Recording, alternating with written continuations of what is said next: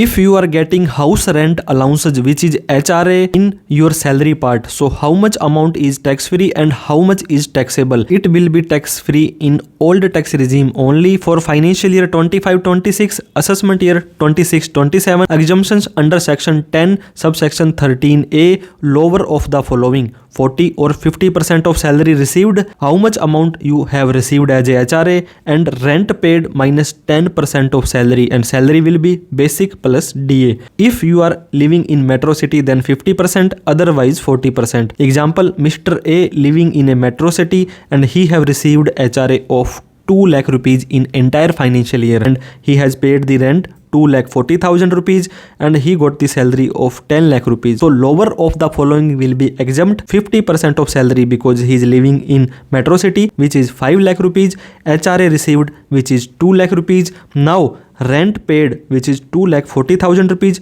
minus 10% of 10 lakh rupees which is salary is 1 lakh rupees. So 2,40,000 rupees minus 1 lakh rupees become 1,40,000 rupees, and this is the lower of the following. So your 1,40,000 rupees will HRA exempted. You can claim allowances in your income tax return, and remaining 60,000 rupees will be taxable, and it will be taxable as per slab rate. So friends, don't take fake HRA deductions because income tax department can ask rent paid proofs, rent agreement and bank entries. And in new tax regime, your total income up to 12 lakh rupees is already tax free and no deductions or allowances available of HRA. So friends, let us know in comment box if you are getting any HRA, which tax regime we will choose and why. Thank you so much for watching this video. Jai Hind, Jai Bharat.